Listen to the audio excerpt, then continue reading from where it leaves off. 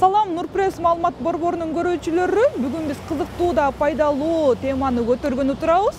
Алдыда проктологду кепке тартабыз. Эгер сиздин ден соолугуңузга проктологго кайрылчу кандайдыр бир көйгөйлөр болсо, анда биз менен бирге болуңуздар. Проктология бул негизинен хирургиянын бир бөлүгү болуп саналат. Проктология негизинен бул түз ичеги жана жоон ичегинин проблемаларын, ооруларын кантип, ошо ооруларды келип эмнеден келип чыкканын, анан аларды кантип дарылоосунун дарылай турган бир багыт да, багыт. Проктология хирургиянын эң жаш бөлүгү болуп саналат. Проктологиянын негизги оорулары, эгер түз ичегине карасак, эң көп бул орусча распространенный деп коет, эң көп кездешкен оору бул геморрой. Геморрой оорусу. Геморрой оорусу көбүнчө бизде Кыргызстанда аябай көп кездешет. Эгер статистиканы алып карасак, 40 жашка чейин эркектер көп келет, 40 жашта андан кийин аялдар бирге бир болуп саналат. Ооба, көбүнчө мырзалар кайрылат. Бирок азыр могул цифровой дүйнө аябай өнүгүп, интернет баары көп болуп, маалымат жакшы таркаганын себеби аял кишилер дагы көп кайрылышат. Аял проктологдор бар бизде. Акыркы жылдары көбөйүп баратат.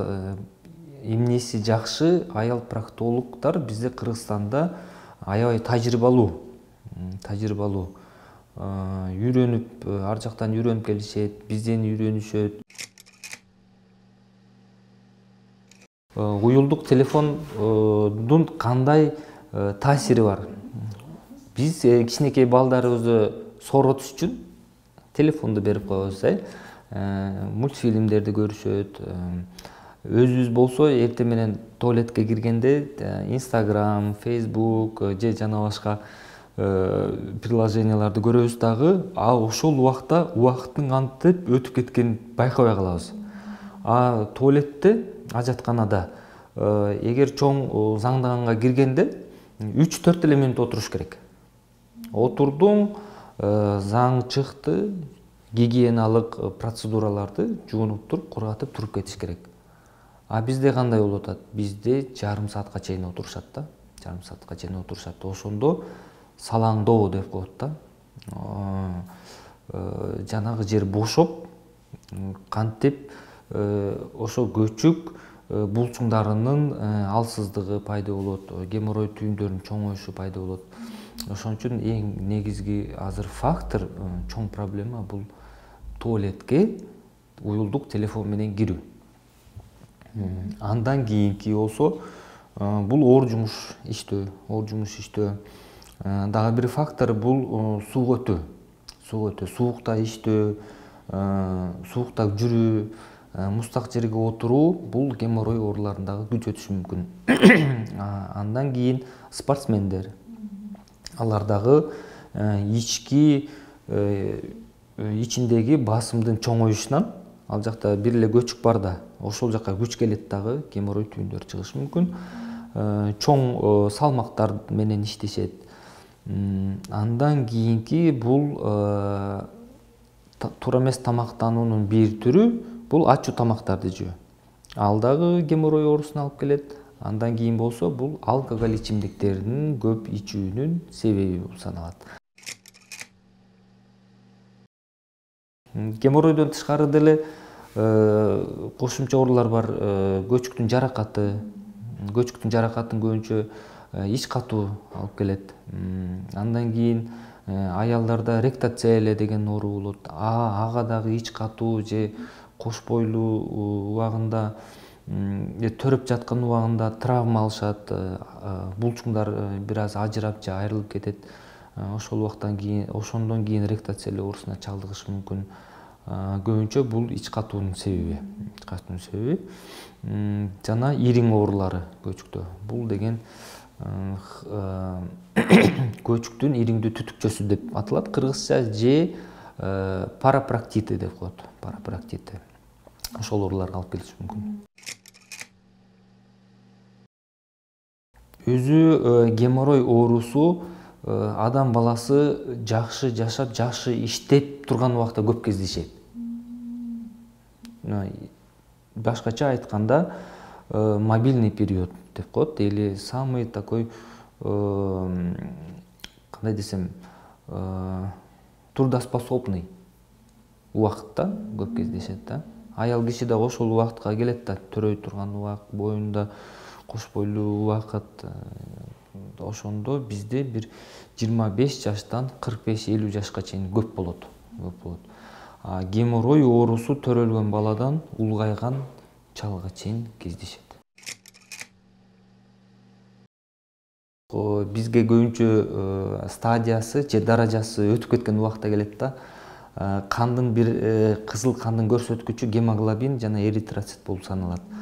Гемоглобин 28ге түшүп, геморрой оорусунан канай берип, аябай алсыз болуп, ошол кишиге биз болгон жардамыбызды көрсөтүп, кан куйгузуп, канын көтөрүп, ал кишиге толук проктологиялык жардам берип, лазердик операция жасап берип, ошол киши азыр аябай өзүн жакшы сезип жүрөт, спорт менен машыгып жүрөт. Биз ойлодук эле ал кишини биз сактай албайбыз депчи, бирок Кудайга шүгүр, азыр ал киши аябай жакшы бизди сүйүндүрүп жүрөт, байланыштабыз мындай. Андан кийинки оорулар бул төрөттөн кийин жана булчуңдардын айрылып кетиши болот да. Полный разрыв промежности деп коет. Ошол аял 15 жыл бурун төрөгөн экен айылда, бирок уялып жүрө бергенинен аябай көп убакыт өтүп кетет. Жашы 45-те, ошол 30 жашында төрөгөн экен. Бизге 45 жашында келип, бизден операция болуп кетти. Биз ойлодук эле 2-3 этап операция болот деп, бирок бир этап менен жакшы болуп, тоже бизди сүйүндүрүп жүрөт ал эжеке. Өз алдынча дарыласа болот кээки оорулардычы, бирок түз ичегиде, жоон ичегиде рак оорусу Кыргызстанда алдыңкы орундарда тургандыктан, алар геморроймун деп ойлоп жүрө беришет. Бирок көп учурда ал ракты ошол чөптөр менен ичип, аракет кылып жүрө берет дагы, убактысын өткөзүп жүрүшет. Ошондон себеби анан келишет дагы, изилдөөдөн өткөргөндөн кийин кеч болуп калат. Бизде ошол симптомдорду туура эмес интернеттен карап, ошол менен дарылаганга аракет кылышат өздөрү. Ооба, биринчи эртең менен турганда адам баласы суу ичкенге аракет кылыш керек. Турасыз жылуу суу даярдап, бал кошосузбу же башка чөптөрдү кошосузбу, бирок сөзсүз жылуу болуш керек. Анын көлөмү 150-дөн 200 граммга чейин сууну ичесиз, андан кийин өзүңүздүн эртең мененки тамакка чейин жумуштарыңызды кылсаңыз болот да. Жуунуп, таранып, аялдар өздөрүнүн келбетин карап, бир 15-20 мүнөт өткөндөн кийин, андан кийин гана жеңил тамакка өтүш керек. Жеңил тамактанып, анын ортосунда ажатканага барып, эгер ичиңиз чыкпай атса, анда өтө катуу ыйыныштын кереги жок. Же дарыгерге кайрылыш керек, же атайын ичти суюлта турган дары-дармектерге кайрылыш керек. Атайын свечалар бар, суюктуктар бар, порошоктор бар. Ошо ичти жумшартганга аракет кылыш керек. Туалетке отурганда өзүнүн эрежелери бар. Тизени сөзсүз түрдө бир аз көтөрүп коюш керек. 10-15 сантиметрге Анан 4 мүнөт бул ортоңку убакыт. Средний время деп коет. 4 мүнөт отурдуңуз, заң чыкты, гигиеналык процедураларды алдыңыз, жасадыңыз, андан кийин туруп кетиш керек. Туруп кетиш керек. Кээ бирде геморрой менен ооруган адамдарда дагы деле туалетке баргысы келе берет да, чоңго баргысы келе берет. Бул деген геморройдун дагы бир симптому болуп саналат. Эгер ошол отурган убакта бир аз канап калса, же кандайдыр бир ткандар чыгып калса, шишиктер чыгып калса, анда сөзсүз түрдө өзүңөрдүн үй бүлөлүк дарыгериңерге же проктолог болсо, андан да жакшы ошолорго кайрылыш керек сөзсүз түрдө. Эгер геморрой кош бойлуу аялдарды кездешсе, сөзсүз түрдө гинекологко барыш керек.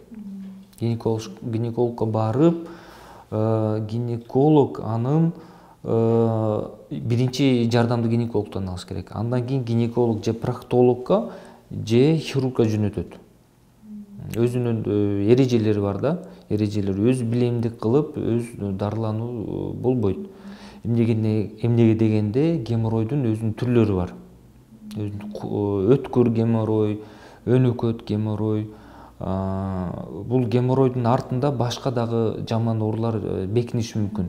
Сөзсүз түрдө эми кош бойлуу болгондон кийин учет деген нерсе бар да, гинекологический учет. Ошол учетко туруп, гинеколог аркылуу кыймылдаш керек. Бул оорудан биротолог кутулса болот. Анын кандайдыр бир жолдору бар. Жөнөкөй сечалардан баштап, заманбап медициналык аз инвазиялык процедуралар жасатса болот да, манипуляцияларды. Операция кирет. Азыр бизде лазердик операциялар аябай укмуш, жакшы болуп өнүп жатат. Микроволновая термоабляция деген методду колдоно баштадык. Бул Кыргызстанда эмес, бүткүл Азияда колдоно элек. Биз биринчилерден болуп колдонуп, өзүбүздүн методикага салып атабыз. Жакында статьяларыбыз чыгат. Болжолдуу түрдө ар бир оорунун даражасына жараша 5000 сомдон лазердин өзүнүн расходниктерине жараша. Канчалык расходник деп коет, бул световод. Ал бир гана жолу колдонулат. Бир гана жолу колдонгондуктан ал кымбат.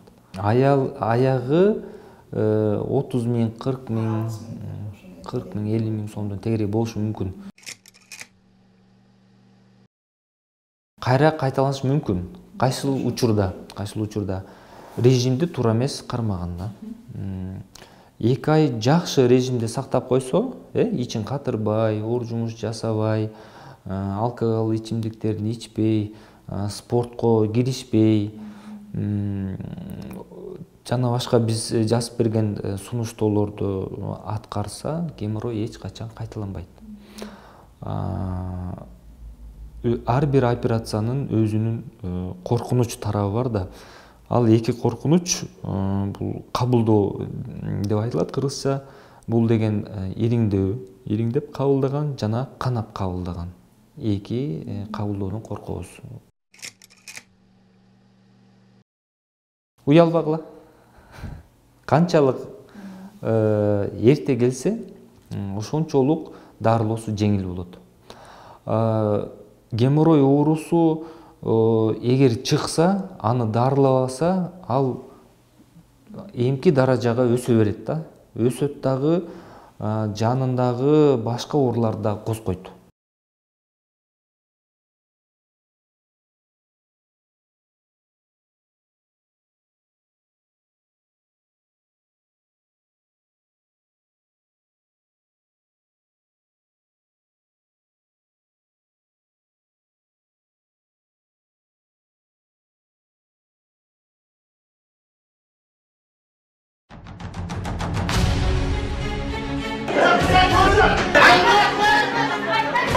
Өлкөбүздө адам укугу жаатындагы көйгөйлөр кайсыл бийлик келбесин күн тартибинде турат. Укук коргоочулар канчалык коңгуроо какпасын, укук коргоо жаатындагы иштер алдыга деле жылып кеткен жок. Темир тору артында акыйкаттык издеп үмүт менен жаткандар канча. Дал ошол себептен Нурпресс маалымат борбору тажрыйбалуу юристтер менен биргеликте укуктук талаада иш алып барат. Ошол эле тергөөнүн бурмаланышы, сотторго болгон ишенбөөчүлүк жана мыйзамдагы карама-каршылыктарды коомчулукка алып чыгабыз. Эгерде сиз сот, милиция, прокуратура тарабынан укугуңуз тебеленип жатса, анда бизге кайрылыңыз. Талдоочу журналист жана тажрыйбалуу жактоочу юристтер менен биргеликте сиздин укукту бирге коргойбуз. Кыргызстандын 7 дубанын кыдырып, окуянын чоо жайын жеринен чагылдырып,